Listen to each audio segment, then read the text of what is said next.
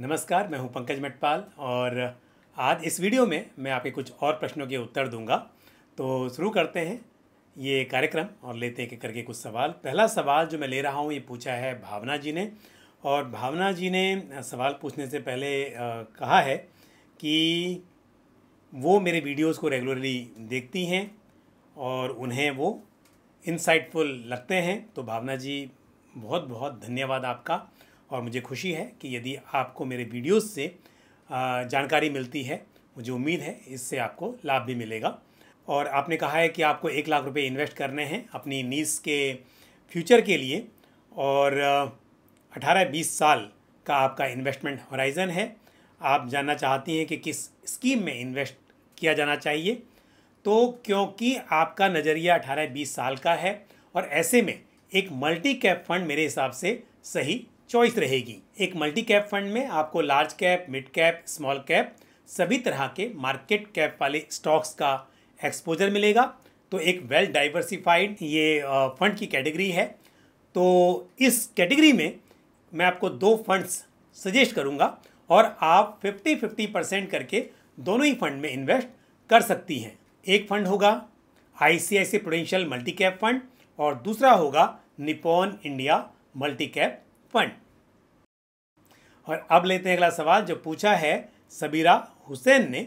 सबीरा जी ने बताया है कि वो 2010 से LIC की किसी पॉलिसी में इन्वेस्ट कर रही हैं 5,000 रुपये महीना, और उन्होंने बताया है कि उन्हें 6% का यहाँ पर इंटरेस्ट मिलता है। सबीरा जी, आप जानना चाहती हैं कि क्या आपको यहाँ से निकलकर म्यूचुअल फंड में इन्वेस्ट करना चाहिए ताकि आप फ्यूचर में SWP भी शुरू कर सकें। पहली बात तो ये जानना ज़रूरी है कि LIC की पॉलिसी में शायद लाइफ कवर भी होगा। अगर वो पेंशन प्लान नहीं है तो यहाँ पर लाइफ कवर होगा, और यदि आपको लाइफ कवर की ज़रूरत है, आपके फैमिली मेम्बर्स आपके ऊपर फाइनेंशियली डिपेंडेंट हैं, तो ऐसे केस में पहले आप एक टर्म प्लान ज़रूर ले लें ताकि आपका लाइफ कवर इंटैक्ट रहे। क्योंकि यदि आप पॉलिसी सरेंडर कर देंगी तो उसके बाद जो लाइफ कवर है वो भी चला जाएगा। साथ ही आप चेक करें कि यहाँ पर आपको कितना पैसा मिल रहा है, यानी कि LIC की जो पॉलिसी है उसकी सरेंडर वैल्यू भी चेक कर लें। और यदि इस पॉलिसी की मैच्योरिटी 1-2 साल में आने वाली है तो फिर इस वक्त पर सरेंडर करने की बजाय इसे मैच्योरिटी तक कंटिन्यू करना मेरे हिसाब से सही रहेगा। अदरवाइज आप बिल्कुल इस पॉलिसी को सरेंडर कर सकती हैं और जो पैसा आपको मिलेगा उस पैसे को आप म्यूचुअल फंड्स में इन्वेस्ट कर सकती हैं, और साथ ही जो 5,000 रुपीज़ पर मंथ का प्रीमियम पे कर रही हैं वो भी आप म्यूचुअल फंड में SIP के जरिए इन्वेस्ट कर सकती हैं। और क्योंकि आपका नज़रिया 10 साल का है तो ऐसे में 10 सालों में मुझे उम्मीद है कि आप अच्छा रिटर्न अर्न कर पाएंगी। जब आप इस पॉलिसी को सरेंडर कर लें और इसका जो भी सरेंडर प्रोसीड्स है वो आपके अकाउंट में आ जाए, तब आप एक बार दोबारा से कमेंट कर सकती हैं ताकि मैं आपको सूटेबल स्कीम्स भी बता सकूं। और बढ़ते हैं आगे, लेते अगला सवाल जो पूछा है राज ने। और आपका सवाल ये है कि आपको 20 साल के लिए इन्वेस्ट करना है, या आपने किया हुआ है, बल्कि आपका इन्वेस्टमेंट होराइजन 20 ईयर्स का है। SBI कॉन्ट्रा फंड में आप 1,000 रुपीज़ की SIP कर रहे हैं, bank of India small cap में 1,500, कैनरा रोबेको स्मॉल कैप में 1,000, कोटक इमर्जिंग इक्विटी जो कि एक मिड कैप फंड है उसमें 1,000, Parag Parikh flexi cap fund में 1,000, और साथ ही Nippon India small cap fund में आपने 10 लाख लमसम इन्वेस्ट किया हुआ है। और आप जानना चाहते हैं कि कैसा पोर्टफोलियो है, और साथ ही 5 करोड़ का आपने टारगेट डिसाइड किया है। तो पहली बात तो मैं बता दूं कि यदि 10 लाख रुपए लमसम में इन्वेस्टेड हैं और साथ ही आप 5,500 पर मंथ की SIP कर रहे हैं, और यदि मैं इसे 12% के CAGR पर कैलकुलेट करूं तो 20 साल में करीब 1.5 करोड़ रुपया आप इकट्ठा कर सकते हैं। और यदि आप 10% से स्टेप अप करें अपने इन्वेस्टमेंट को तो 20 साल के बाद करीब 2 करोड़ रुपए की आप उम्मीद कर सकते हैं। तो 5 करोड़ पाने के लिए आपको अपना इन्वेस्टमेंट बढ़ाना होगा। हालांकि जिस तरह की स्कीम्स में आपने इन्वेस्ट किया है यहाँ पर रिस्क भी ज़्यादा है, लेकिन लॉन्ग टर्म में हम बेहतर रिटर्न्स की उम्मीद भी कर सकते हैं, क्योंकि आपका जो एक्सपोजर है वो मैक्सिमम स्मॉल कैप में है। फिर भी मैं ये जरूर कहूँगा कि समय के साथ आपको अपने इन्वेस्टमेंट को बढ़ाते रहना चाहिए, और साथ ही क्योंकि आपका एक्सपोजर स्मॉल कैप में बहुत ज़्यादा है, और हालांकि हमने देखा है हिस्टोरिकली कि लॉन्ग टर्म में स्मॉल कैप्स में पोटेंशियल होता है अच्छे रिटर्न्स डिलीवर करने का, लार्ज कैप के मुकाबले बेहतर परफॉर्म कर सकते हैं, लेकिन शॉर्ट टर्म में लार्ज कैप के मुकाबले वॉलेटिलिटी काफ़ी ज़्यादा होती है, और ऐसे में देखा जाता है कि इन्वेस्टर्स घबराकर कई बार एग्जिट कर जाते हैं। तो यदि आप टिके रहेंगे तो आप बेहतर रिटर्न्स की उम्मीद कर सकते हैं, लेकिन पिछले कुछ समय में स्मॉल कैप ने लार्ज कैप के मुकाबले बेहतर परफॉर्म किया, और हो सकता है कि उसको देखकर आपने स्मॉल कैप में इतना बड़ा एक्सपोजर ले लिया होगा। तो ऐसे में ये समझना बहुत ज़रूरी है कि स्मॉल कैप में वॉलेटिलिटी बहुत ज़्यादा होती है, और या तो आप यहाँ पर अपना एक्सपोजर कम करें, और या फिर यदि गिरावट आए तो आप टिके रहें बहुत लंबे समय तक, तो हो सकता है कि आपका जो डिसीजन है ये सही साबित हो सके। और अब बढ़ते हैं आगे, लेते अगला सवाल जो पूछा है अरुणी चक्रवर्ती ने। अरुणी जी, आपने बताया कि आपकी एज 62 ईयर्स है और आप रिटायर्ड हैं। साथ ही आपने कहा है कि आप मेरे वीडियोस देखती हैं और उससे आपको काफ़ी कुछ सीखने को मिलता है।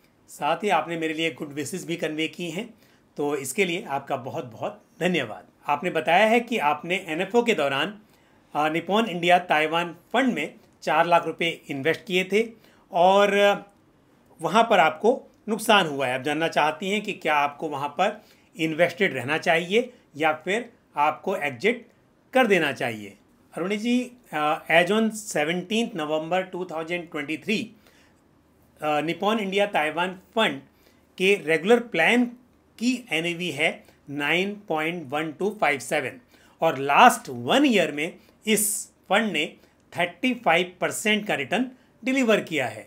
तो हुआ ये कि लॉन्च के बाद इस फंड की परफॉर्मेंस बहुत ही ख़राब रही, लेकिन पिछले कुछ समय में काफ़ी रिकवरी आई है, और आपने अपने सवाल में जो NAV लिखी है और अब इस वक्त पर जो NAV है उसमें भी फ़र्क देखा जा सकता है।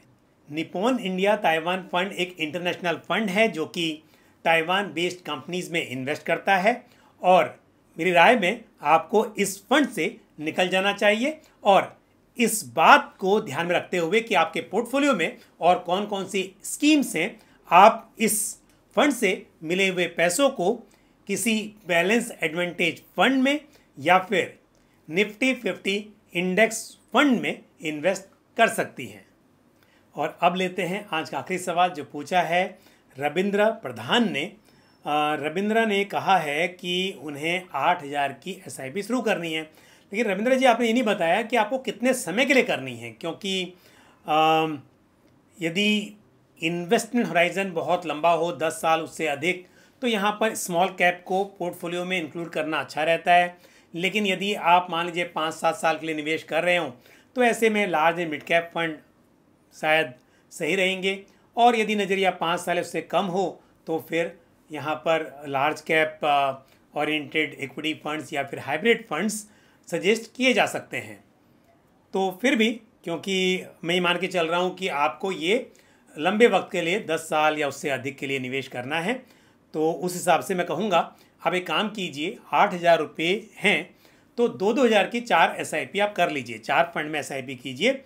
और पहला फंड आपने चुना है ICICI prudential Nifty 50 index fund, ये लार्ज कैप इंडेक्स फंड है। डेफिनेटली इस स्कीम में आप 2,000 रुपये पर मंथ की SIP कर सकते हैं। उसके बाद Nippon India multi cap fund, ये एक मल्टी कैप फंड है जहाँ पर large cap, mid cap, small cap सभी तरह के मार्केट कैप वाले शेयर्स का एक्सपोजर होगा।